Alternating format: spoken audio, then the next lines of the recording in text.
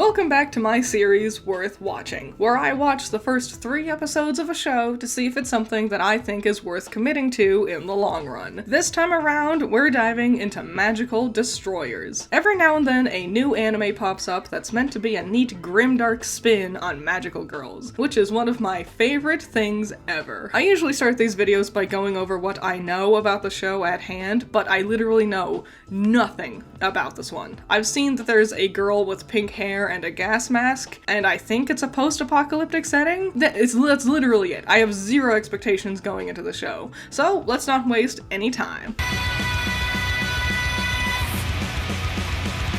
So the show starts with way more boys than I expected, but there is one red-haired girl in this airdrop with them. Her name is Anarchy. Okay. Interesting. Just as she announces her apparently explosive transformation, we instead jump back in time to 2008. Our focus seems to be on this kid, who looks nearly identical to Sailor Moon's obnoxious friend, doesn't he? Okay, time to make sense of everything that's going on.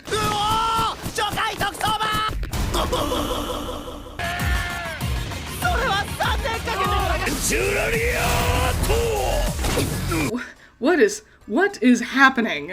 Okay, so, like, this nerd kid, who will be known only as Otaku Hero, I'll call him Hero for short, was on his way to get a video game, but these guys are taking all the games for some reason, and while that's happening, this purple-haired lady's watching, and literally before she finishes her first sentence, this dude just shows up to fight her for some reason, and then suddenly the screens all turn red and starts hypnotizing people, and word for word, they say, the people known as otaku, regardless of preferred genre, became targets of the government's protection efforts. What is happening? Is this not a magical girl show? I really need to start doing more research when I'm picking these topics for Magical Girl May. So the story seems to be about this boy and his resistance team who are trying to defend the otaku because for some reason they're being persecuted. Okay, flash forward back to where the story started in 2011.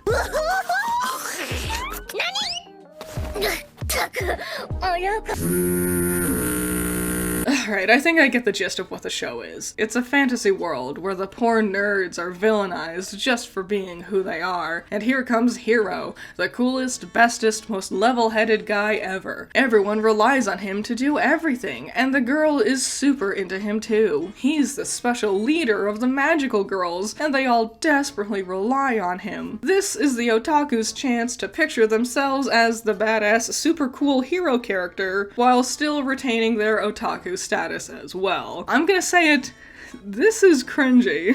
And I can't tell if I'm supposed to be taking this seriously. Every otaku is designed to be weirdly ugly, so maybe this is supposed to be a comedy, but it also seemingly is taking itself way too seriously, which makes me think it's not a comedy.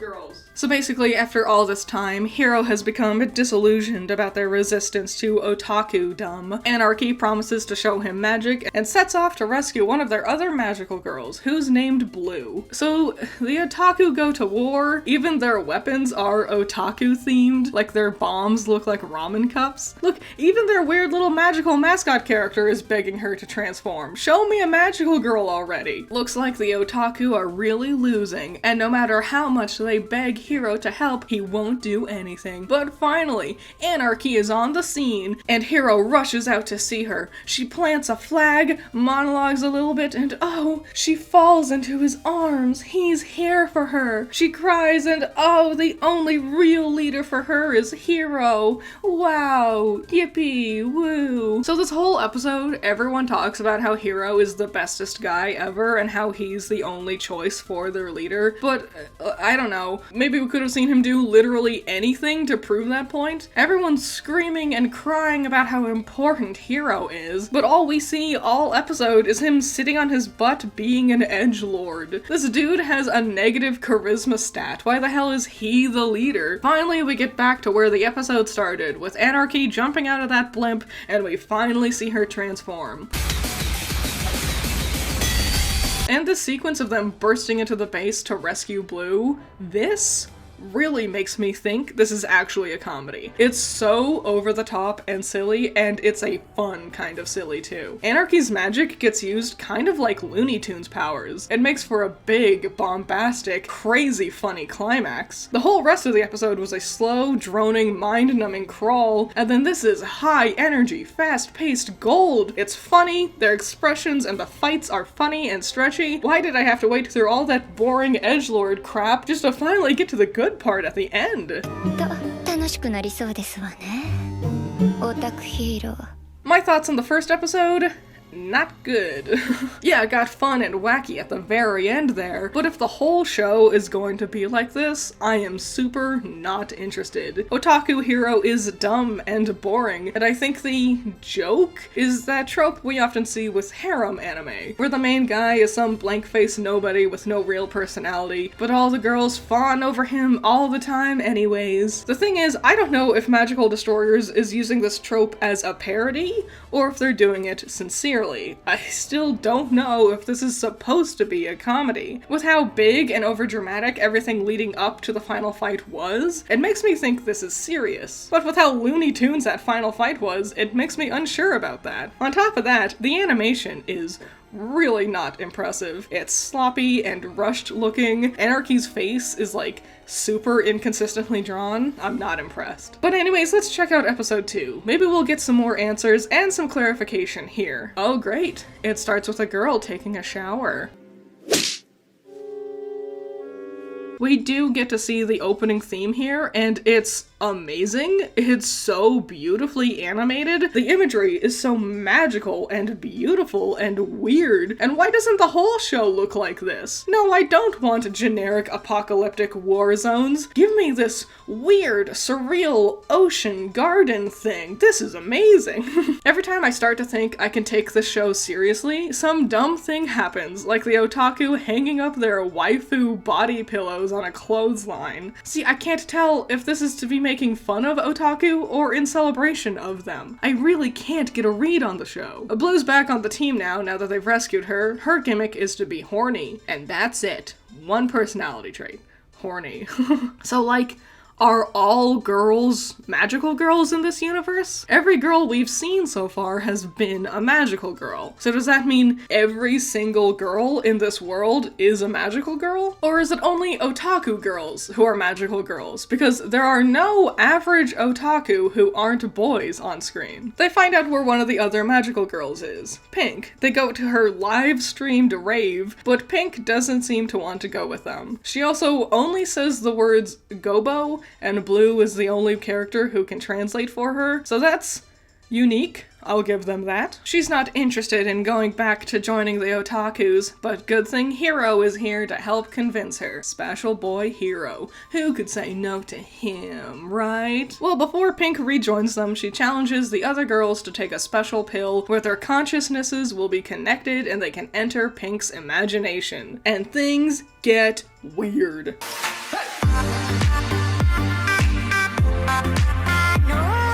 I'll be honest, this shit is way more fun than the first episode. The surreal wackiness of it all. We're spending way more time with our magical girls instead of Hiro. Anarchy and Blue are a bit one note. It's always just angry or horny, but at least they have personalities, unlike Hiro. Blue transforms, and it's bonkers. The show has very suddenly this crazy, surreal thing that I wanted from the opening. I know a lot of it is because of this dreamscape setting for the second episode, but Blue's off-the-wall transformation makes me think this might be a bigger theme with the show. So why was this absent from the first episode? This is so cool and interesting and creative. They fight with Pink for a bit, but she's just too strong in her dream world. Anarchy reminds her of the first time they fought together, and here they reveal that they vowed to help everyone, and then they'll turn into normal girls again. What does that mean?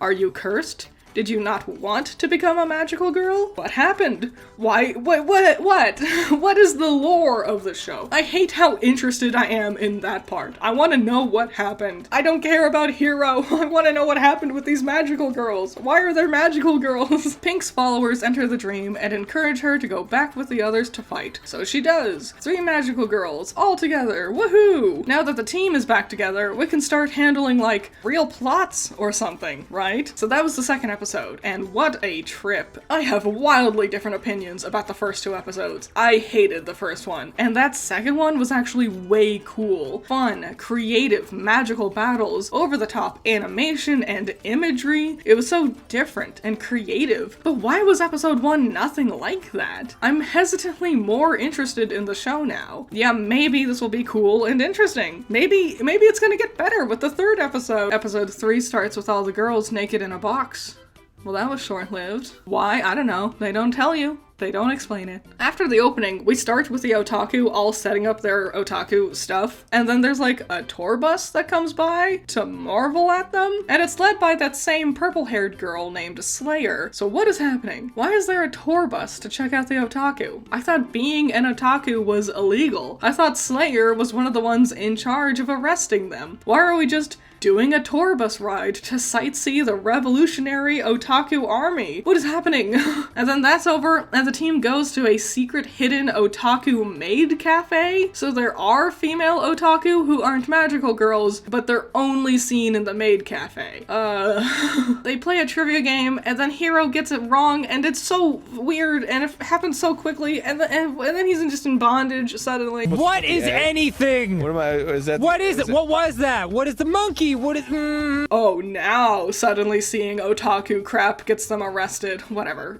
I don't, this show makes no sense. Oh my god. Some new nerd is here to fight the magical girls. He has a giant mech. It rockets around by farting or something. I don't know. Fun fact, apparently we get the girls' full transformation sequences every time.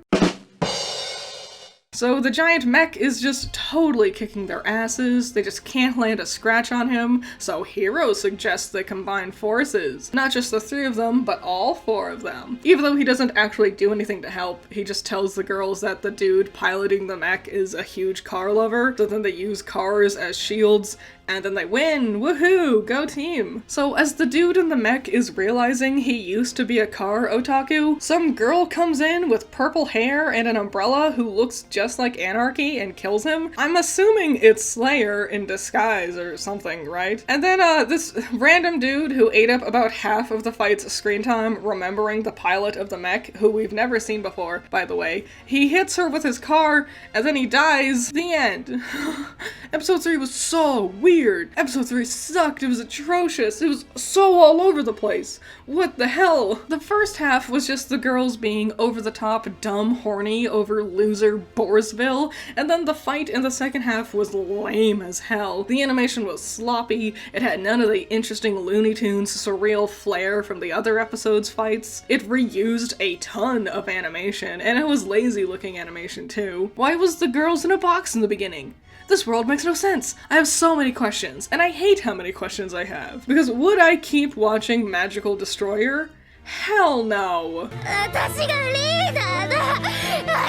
This small glimpse of potential I see with the opening credits and that second episode's plot is not in the show enough to make the cringe moments worth sitting through. This technically is a magical girl show. There's magical girls right there. They transform and fight big bad guys and everything, but at its core, it's really just a harem anime wearing a magical girl's outfit. The main premise is really weird and lame. I think it's meant to be a big joke. Like, I'm supposed to think the otaku are dumb losers, but 1, they take it all so seriously. It's hard to tell if I'm supposed to be laughing at these people or not. And 2, aren't otaku the main audience base of anime? Of harem or magical girl shows? On one hand, it really feels like the show is just mocking its own audience, but then on the other hand, with how much the magical girls just openly thirst for Hero, and how all the other otaku otaku praise him for doing the bare minimum. It feels like a weird escapist fantasy thing, and I don't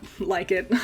It's too weird, it's confusing as all hell, the style of the comedy is so hit or miss, and usually it's miss. The characters are one note and quickly became tiresome with their lack of personality. The animation is lazy and sloppy, and I did not like this show. It's such a shame. The second episode really gave me hope. It was so interesting. A trippy, mind-bending magical show would be so cool, but I really don't think that's what the show is trying to be, which is such a pity. Because I got high, because I got high, la da da da da da.